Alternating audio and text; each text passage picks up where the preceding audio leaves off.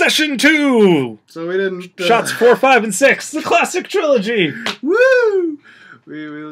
We did not have to fight Omega Flower after KOTOR crashed.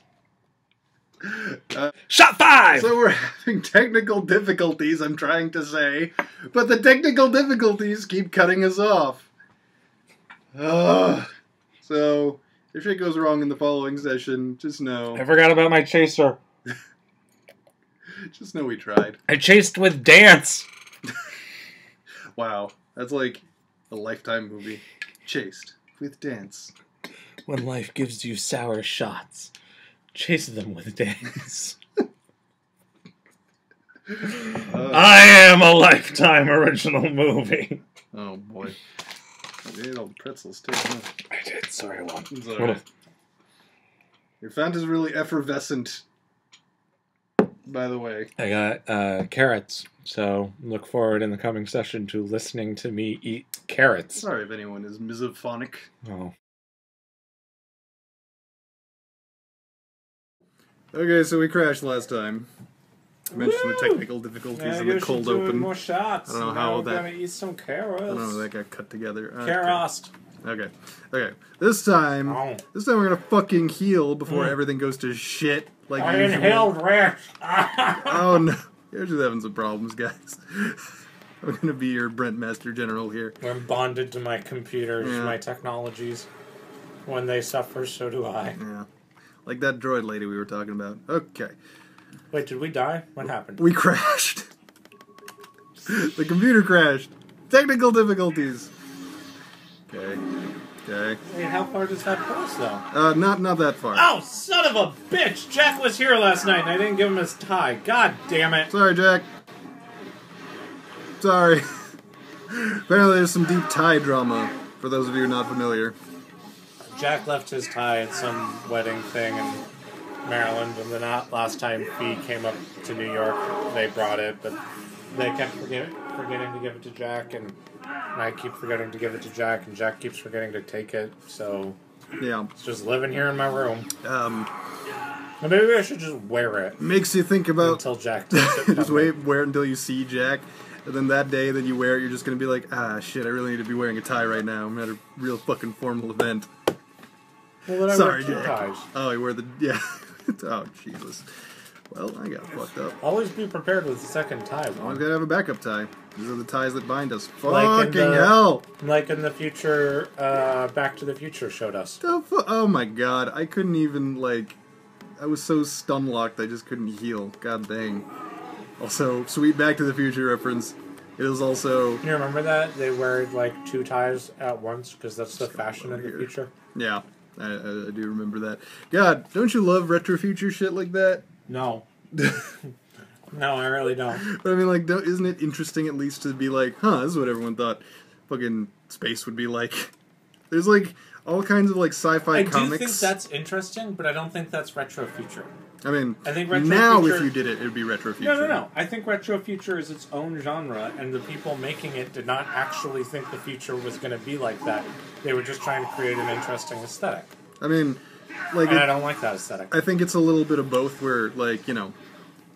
I don't know about how Blade Runner, you know, was thought of in its conception, but I'm sure, you know, someone at least, maybe if it was just like the fucking PA... was just like, dude, this is what the future's gonna be like. Blade Runner isn't retro future, it's gritty future.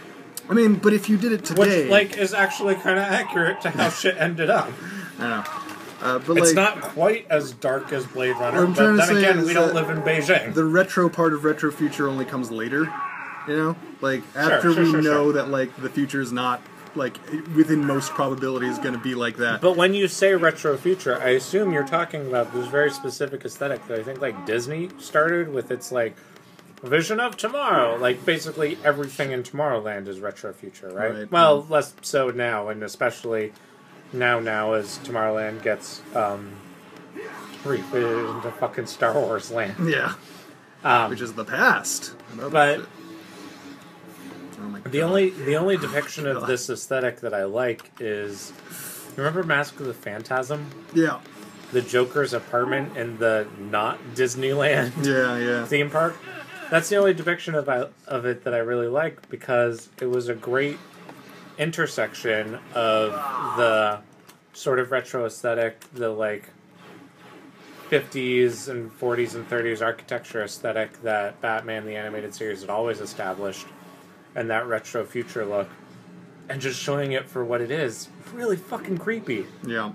Like, the Jetsons just fucking creep me out so bad. Oh, yeah. And Mask of the Phantasm is the only piece of media, is the only art I've ever seen that just full-on confronts, this is fucking terrifying. Yeah. Why did anyone ever want to even suggest that this might be what the future is like?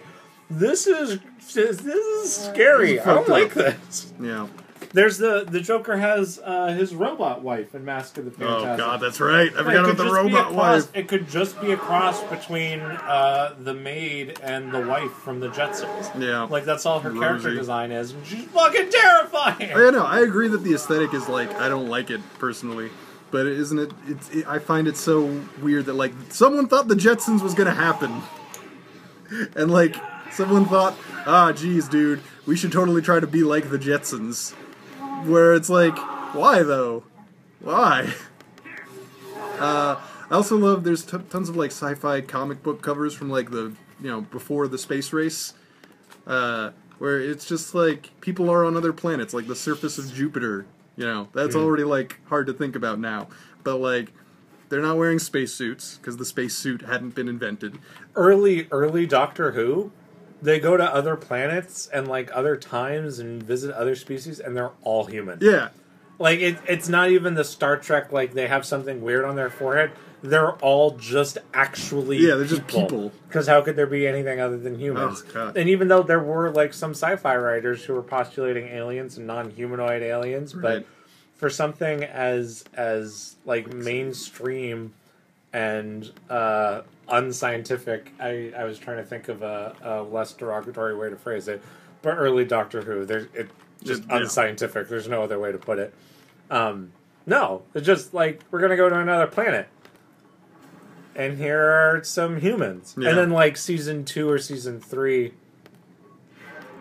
maybe it was season 1, maybe it was in their first year. Yeah. But when they first meet the Daleks, like, Doctor Who probably would have been canceled were it not for the Daleks. Right. The Daleks are actually An early alien thing. no, they have a sister species. Like, they evolved on a planet with another species, and they were previously one species, but they split off, and the Daleks evolved into these, like, terrifying mutant monsters encased in their, like, Dalek tanks that look like Daleks, as we recognize them. And the half of the species that didn't do that is just people. Oh, They're just, like, normal fucking people. I think they're called, like, Kalids or something, like, or Kalads. It's just Dalek backwards, or an anagram of Daleks or whatever. But they are literally just attractive people. That's funny. Those are the two evolutionary paths. Humans and, horrifying mutant monster shit that needs to be encased in a tank yeah, some kind of weird cylinder thing. Okay, now I'm using Jolie as he should be used as an actual, like, support type. Okay. Also, not using blend properly. I'm sorry if you were in the middle of a thought. No, I was just commenting that, like, all that old retro future stuff is like, gosh, they did the best with what they had. I mean, maybe not the best, but they did a reasonable amount with what they had. We talked about Mars last time, and the Red Mars, or the Mars trilogy, I guess this is called. And how I read it in college, and, like, I kept a journal for that class. And, like, they have tapes, They have, like, VHS tapes. And, like, one of the things was like, oh, they don't have, like, Space Hulu, some shit like that. Or, like, Space DVD. And apparently, like, this was when the VHS was already, like, an oldish kind of technology. So, like, my professor actually noted that that's, like, a gap in the predictive nature of the Mars trilogy, where it's like, it's just like, we'll stick with VHSs in the future. Star Trek has tapes, too. Yeah. The original series still has tapes. And there's, so many sci-fi series like the floppy disk that saves the world, It's like the super complex world-ending code is on a fucking 3-inch floppy.